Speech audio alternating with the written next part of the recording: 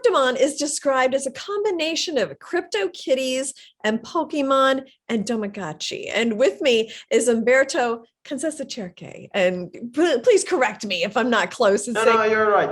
Let's say 80% correct. Beautiful name. And my son takes Italian. I should have had him say it. The CEO and founder of Kryptomon, to talk about this company. And I kind of gave it a description there, but it's really a gaming company, right? Describe what Kryptomon is all about.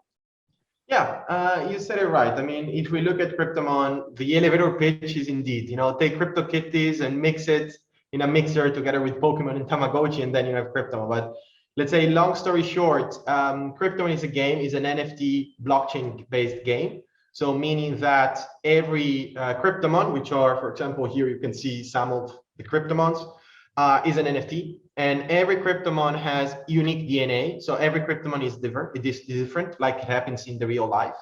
And we call them like living NFT, meaning that you don't just own like a picture or a PNG, like with most of NFT, but you actually own a living creature that you need to take care about. So you really need to take care of him. You need to feed him. You need to train him. You need to make him happy. Otherwise, he gets sad, depressed, and then he's not going to perform. So it's like having a living pet. But then and this is the Tamagotchi mechanics that we've implemented in the game. And then on top of that, why I should do that? Because then you can use the Kryptomon to fight against other players in the tournaments and in the PvP mechanics in order to become the Kryptomon champion. Like it happens in the Pokemon game. So the general idea of Kryptomon is this when it came, because I'm 30, I was born in 1992. I grew up with Pokemon, so very big Pokemon fan. I spent a lot of hours as a kid playing Pokemon. I still play Pokemon today, to be honest. Mm-hmm. And the entire idea came out to me because I said, okay, what if I take CryptoKitties and this NFT concept, because I saw, last year everybody was talking about NFTs, and I would say that NFT now is something mainstream, so to say, as a word. People knows what, maybe they don't really know what an NFT is, but they heard about it. But there was something that I never liked about the NFT as of today, and it was just, for me, it was, as a gamer, I was just buying a very expensive PNG that at the end of the day I couldn't do anything with it. Right. Mm-hmm.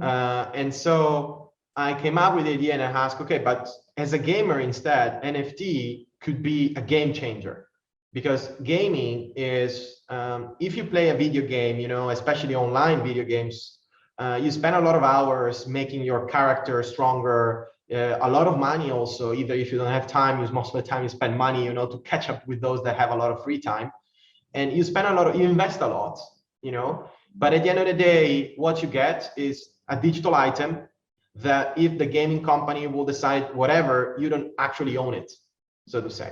Mm-hmm. And there is plenty of example of online games where players, played a lot of time and they couldn't, they stopped playing and they couldn't even sell their account. Otherwise, they're going to be banned from the entire game ecosystem, And so all the time, all the money invested, poof, gone, With this, instead, by using the NFT, then the players really owns the avatar, really owns the character. And so they are free then to do whatever they want with it. They can sell it, they can keep it, they can lend it to someone else. It's completely, okay, it's yours. So do whatever you want. So for me, that was kind of a very good connection when I saw the NFT craze. And as a gamer, I thought, wow, this could be, something very big. It could definitely help all the gamers out there to really, let's say, consolidate their time into something that has value. Yeah. And this is what we are trying to achieve. Okay, so two questions there that come from that. One is, first of all, the community, because I know with a lot of these like gaming NFTs, the community is really the key. So have you got the community yet? I mean, how would you describe that? Well, our community, as of today, it counts around 300,000 people. Mm-hmm. So yes, we have quite a lot. Yeah. And considering that Kryptomon was born 1 year ago. So in 1 year, we were able to grow from 0 to almost 300,000 people in our community. And you said it right. I mean, for NFTs, gaming already have a lot of to do with communities. If you add the NFT element on top of that, then it's community. It's and a power of two. I mean, you need to really take care of and really following up with the community. And I couldn't be less happier than I am, more happier, sorry, than I am right now, because our community has grew up a lot and it's really solid. It's really healthy community. This is important because what I saw, and I think everyone in the crypto space or people that are working with NFT, whatever, they can definitely say that most of the companies or project, whatever that, in this space are saying, yeah, we are community driven, we believe in the community, we are the community and blah, blah. But most of the time for them, the community is just a piece of group of people to which they want to sell their stuff. Yeah. And for us, it might seem silly, but for us, it's completely different. I mean, we always said to our community that they can consider themselves an extending part of our team. Mm-hmm. So we are really, co-creating the entire product with them since the beginning. So that's also the reason why we have decided to take a very lean startup approach in the product building, in the game building. So instead of waiting, usually building a game, it could require between 3 to 8 years. It's building a game is a kind of a very expensive and time-consuming exercise. Oh, yeah. But we said instead of waiting 2, 3, 5 years to build the entire game and then drop it, let's start building and release it something small today. In this way, together with the community, we can keep collecting feedbacks. We can ask them what they think about the new feature. We are very transparent, sharing with them everything that we want to build. We ask them feedback and we do iterate on top of their on their feedbacks. And our community really appreciate this. And indeed, I can say, especially now during this winter, crypto winter, and this bearish market, where we saw a lot of community crumbling down. Right. Our community instead stayed strong because the people understood who are we, what do we do, and how do we work, and what are our principles. And also, we spent a lot of time at the beginning educating also the community, because in the crypto space, especially if you join, you will see a lot of companies or projects, saying that they will deliver a game in a couple of months, and they overpromise and then under-deliver. Instead, we have been very transparent with the community and say, hey guys, it's not going to happen that the game will be out in a matter of a month. Mm-hmm. The game will take time.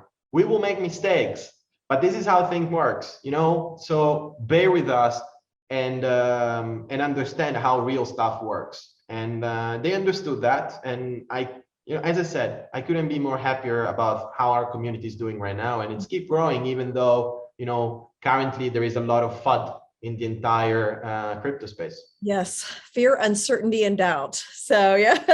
So, you mentioned the crypto winter, which was just an absolutely vicious week last week. And yeah. How are you navigating all of that? You've got a Series A round of funding, so it's kind of helping you. So describe how you see where we're at right now with the crypto space. Yeah, so let's say this. One of the things that attract a lot of people to the crypto gaming is the let's say the ability to really make cash and money quite quickly, because it's all about hype. If you got a very good names, if you get a lot of publication, you have your own tokens, the token can skyrocket up, and then you live on top of that. Instead, I'm coming more from the tech space, not from the crypto space.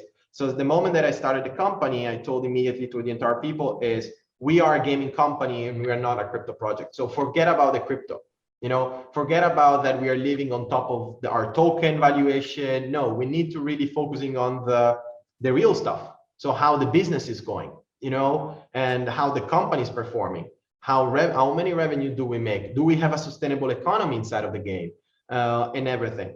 And so then it was in November that I thought, okay, the things are going good. So I think it's good for us right now to raise a Series A in equity and neither in tokens. So we didn't raise the Series A in tokens. So we didn't sold tokens to the investors, but we actually sold equity. And the reason why we didn't in equity is because I wanted to bring investors and VCs that were here for the long run, because buying a token is really more speculative things that they can monetize quite quickly, as soon as the token vests, while the equity usually take 5 to 10 years before you can, ROI on top of that. And these were the people that we were looking for. I was looking for this kind of partners and players. So yeah, we started with this. And also the reason was because I said, I don't want the team, and I don't want nobody in the team to be worried about our token value, so to say. I want them to be worried about the product. I want them to be worried about our revenues.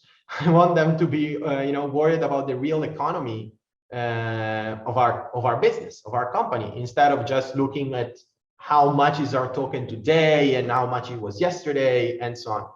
And so then, yeah, we started the fundraising. That was early December, and we closed it almost half a month ago, and now it's kind of, it was a perfect timing, I would say. Because indeed, what happened, we look at what happened in the entire, market. Also, our token, our cryptocurrency, the Kryptomon coin, got hit by it. I mean, it dropped in the value and everything. But we as a company, we weren't worried, so to say, because we look at the, the token value going down due to the market conditions. And of course, we were feeling empathy for those that, lost their value, lost their money. I also lost, had some crypto investment that poof, gone. Yeah. Like, I don't have any more money. It's very painful for a lot of people, for sure, last week. So finally, just tell me, how can somebody get started or learn more about Kryptomon? Well, I think the best way to start is of course going through to our website, which is kryptomon.co, and then I will say, lose it from here, lose it from there. In our website, of course, you can learn more about, the game, what is our vision, what we are aiming to build. And then I think next to it, it will definitely join one of our community, either if you are on Telegram or if you are on Discord. Join one of the community that we have, on the different platform. On Telegram, if you join the international community, you will talk with like 100,000 people. On Discord, 60,000 members. So it's very active. And there you can start, join, share, ask a question. You will find me answering most of those questions most of the time. And the same other team member and everyone who will help you out to understand more about the game, what is our vision, what we want to do. And then we have plenty of content on our Medium. We do host an AMA almost every month, where we do share the upgrade and the updates, what things are going on. You can find all the video on YouTube, on our YouTube channel, on our Twitch. So there is plenty of content that you can look for it. And everything is listed on the website. From there, you can find all the useful links to make it happen and to figure it out how, deep is the rabbit hole. Okay. Well, thank you so much, Umberto, for coming and explaining Kryptomon. It's been my pleasure. Yeah.